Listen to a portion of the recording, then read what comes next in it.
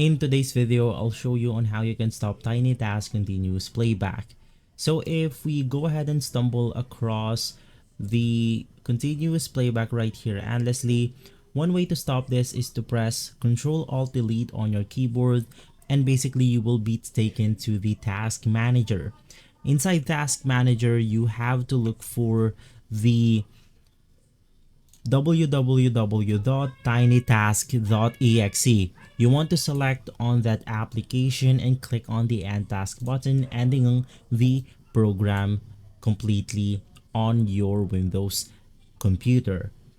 From there, to completely avoid this from happening on the future, you want to set a playback hotkey. So click on the last option, which is going to be the settings. Click on playback hotkey, and from here we have multiple options like this one, print screen, F8 and F12.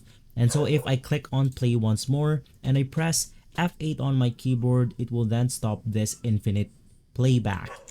If this video has been helpful, leave a like, subscribe, and follow Guide to Everything for more videos like this. Thanks for watching.